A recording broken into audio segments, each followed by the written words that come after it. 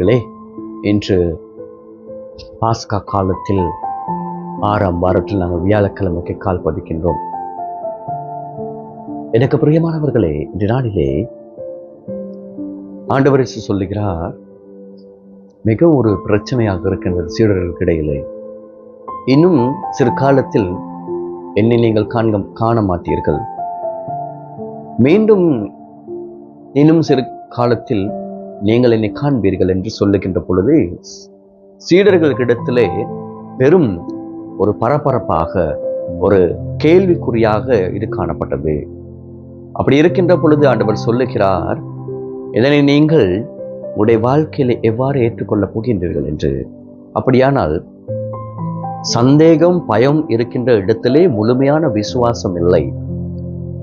எந்த இடத்தில் முழுமையான நம்பிக்கை இருக்கின்றதோ அந்த இடத்தில் இறைவனுடைய அன்பு பூர்ணமடைந்து காணப்படுகின்றது. இதனையே யோவானுடைய 2ஆம் திருமடலிலே நாங்கள் பார்க்கிறோம். 5ஆம் அதிகாரத்திலே இறைவனுடைய வார்த்தையின்படி அல்லது இறைவனுடைய சமய அடிப்படைகளின்படி வாழுகின்ற வாழ்க்கை, அந்த இறைவனிடத்திலே இருக்கக்கூடிய அன்பு பூர்ணமடைந்து காணப்படும் என்று அதிலே அந்த இடத்திலே சொல்லுகிறார். அதே 5ஆம் அதிகாரத்திலே, ஒருவர் இறைவனுக்குள்ளே வாழ்கின்ற பொழுது இறைவன் வாழ்ந்து காட்டிய வாழ்க்கை அந்த நபரின் ஊடாக வெளிப்படுத்தும் என்று.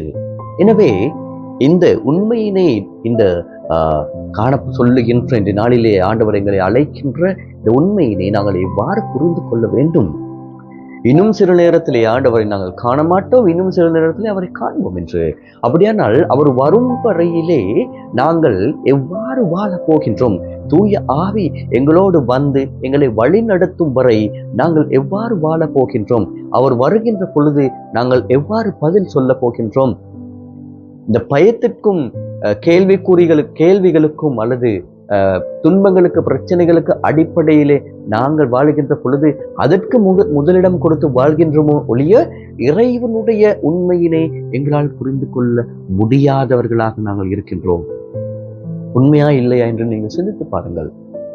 நாங்கள் வேதனைகளை சந்திக்கின்ற பொழுது கடவுள் இல்லையா என்று நாங்கள் கேட்கின்றோம்.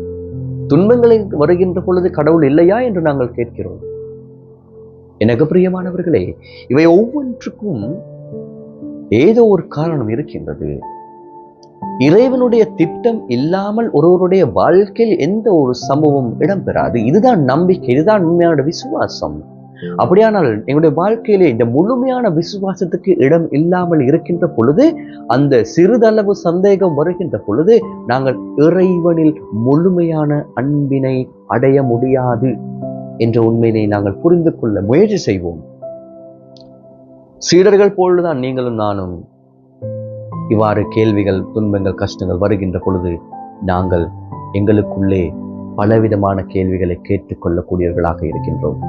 அந்த முழுமையான விசுவாசத்துக்கு எங்களை நாங்கள் அர்ப்பணிக்க முடியாதவர்களாக வாழ்ந்து கொண்டிருக்கின்ற நபர்களாக இருக்கின்றோம் அல்லவா என்பதனை சிந்தித்து பார்க்க வேண்டும்.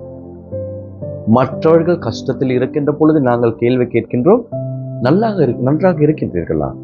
கஷ்டத்தில் இருக்கின்ற பொழுது நாங்கள் அவர்களுக்கு தோள் கொடுக்க முயற்சி செய்கின்றோமா? அவர்களையும் எங்களோடு கூட்டி செல்வதற்கு நாங்கள் முயற்சி செய்கின்றோமா? சகோதர அன்பு இதிலே காணக்கூடியதாக இருக்கின்றது.